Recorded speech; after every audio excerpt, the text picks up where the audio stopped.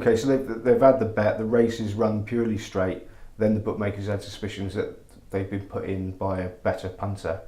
Should that bet stand or not? But they've got suspicions. After it's won, they think, oh, hang on, this is so-and-so's mate. You know, he's probably put them into me. Can they avoid those bets? Not based on that suspicion. There has to be some evidence for it. You know, we've had various disputes over the years with various degrees of evidence, and the decisions we will take, our panellists will take, are based on the quality of the evidence that's put forward.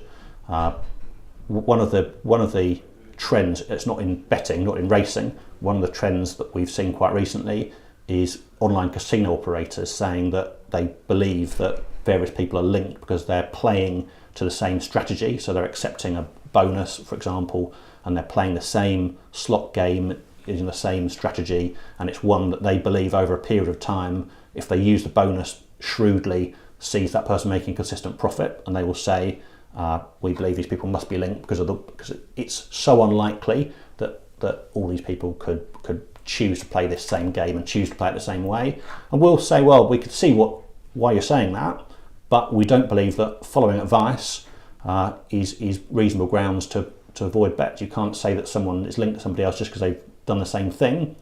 But as I said before, if there is a concrete link to somebody else, you know, if they're using the same debit card to deposit or the same computer to place the bets, then it's a stronger case on the company's part. So you look at each case on its evidence and judge its own merits.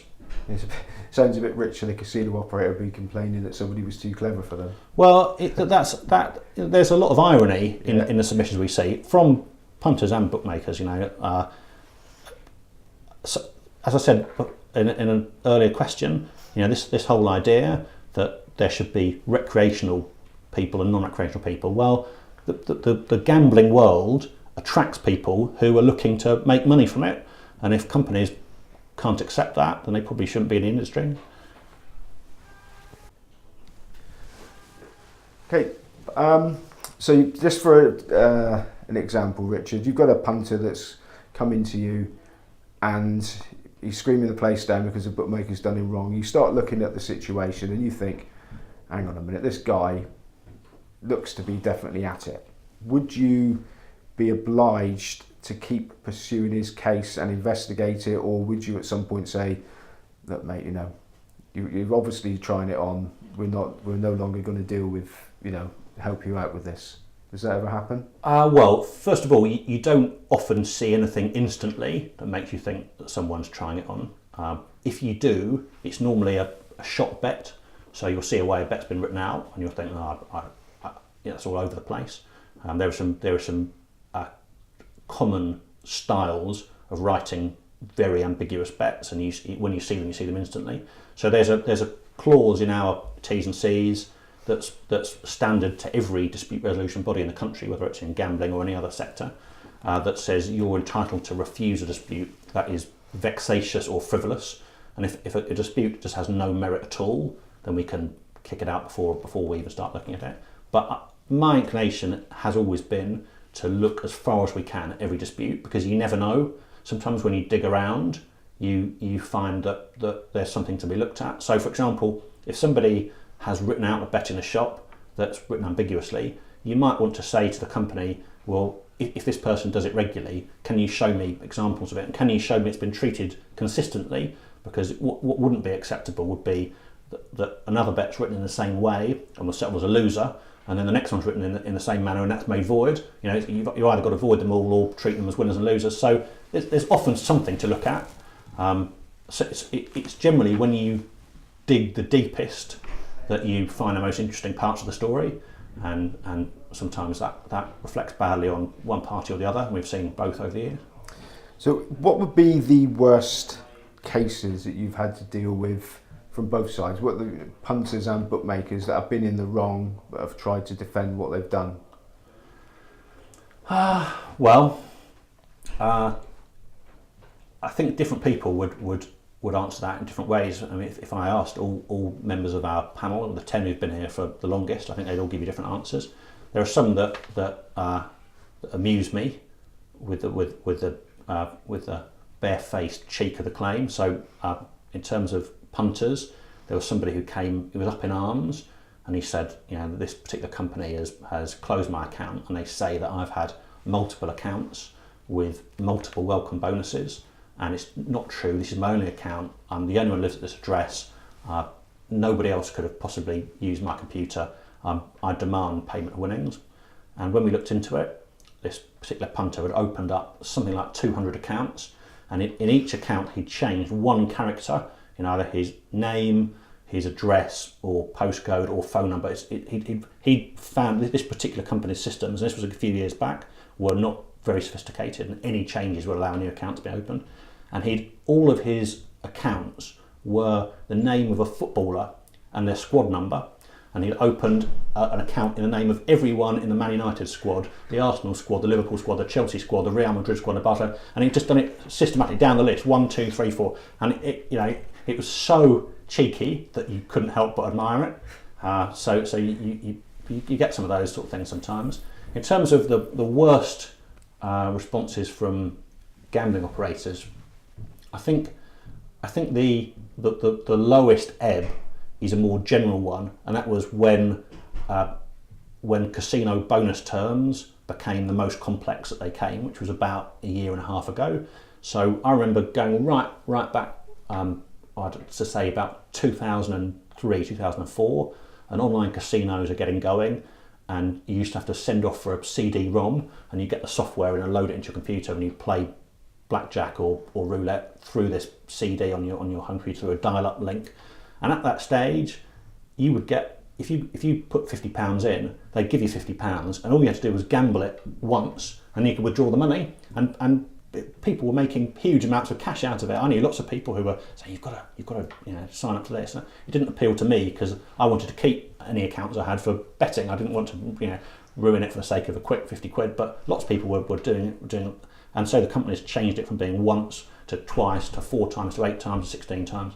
And then you get to a stage, a couple of years ago, where companies are saying, put £100 in, £10 in, £500 in some cases, get a match deposit bonus. You can play these 3 games, and you have to play them with a maximum stake of £5, a minimum stake of 50p. You can only win X times the amount of your bonus.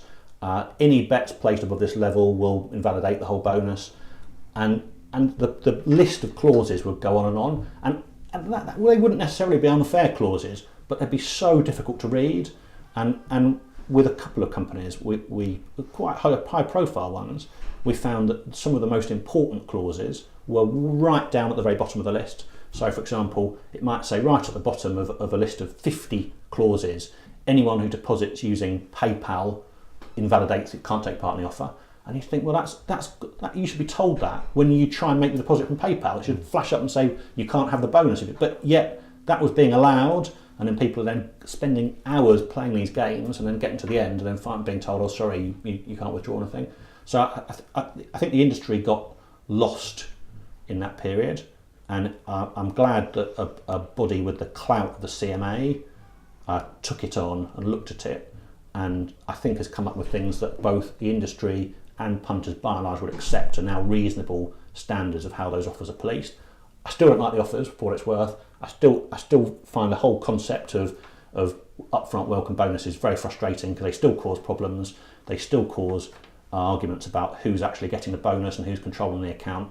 And if I could have one wish for online gambling, it would be to do away with it, but it's not going to happen because everyone does it. And if everyone else stopped, someone else would start. And I think it's just here for good, but it causes us a disproportionate amount of bother for the benefit it seems to bring punters and bookmakers. You talked about ambiguous betting slips. So if you found like a serial offender, would you upscale to the police? We wouldn't know.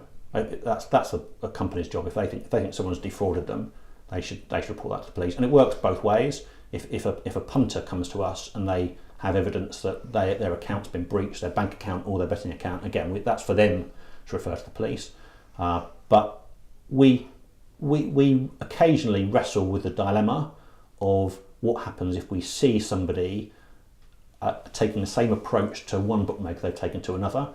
And actually, we're looking at that at the moment from a responsible gambling point of view. So what happens if you've self-excluded with bookmaker A, and then you come to us with bookmaker B, and you have a gambling dispute. Should we be saying something? Because we know it's the same person. We keep a light record of every dispute we've ever looked at, so we know it's the same person. We know that from one company they wanted to be excluded from gambling. Here they are betting with another one. Oh, should we be saying something to either the company or the person about, are you sure you want to be doing this because you want to be responsible as well as the rest of the industry is being? But our approach has always been to look at everything in isolation and not to share that with any other party. But it weighs on you a bit sometimes, because you don't like to see somebody either getting into trouble because they're gambling excessively through different companies, or somebody getting away with the same trick in lots of places. If it's a strategy, fine. But if it's what might be called a fraud, you don't like seeing it being carried out in lots of places. But we don't share that, and we treat each case individually. Okay, there's quite a few, in inverted commas, punters' rights groups out there, quite vocal, criticising bookmakers and sort of looking for changes. Often because of people falling into problem gambling, which is obviously quite right. But do you think a lot of these groups will not stop? They'll keep moving the goalposts until bookmaking's outlawed? Do you think there's an agenda?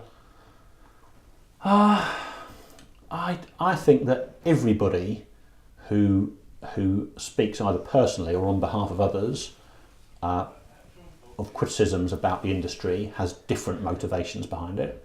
And there are certainly some people who would like to see gambling banned altogether, but some people like to see everything banned, I think. I think there are some people who probably don't realise that things they're saying to highlight particular concerns are fueling the fire of people who like to see gambling banned. But overall, I don't think there's a great strength to that lobby. I think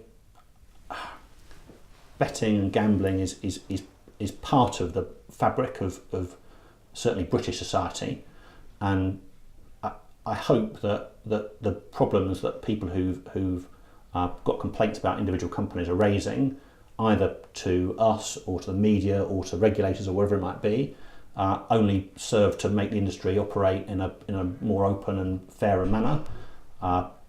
So maybe some people out there will not stop until much more dramatic changes happen. But I think the industry is fairly safe in that sense.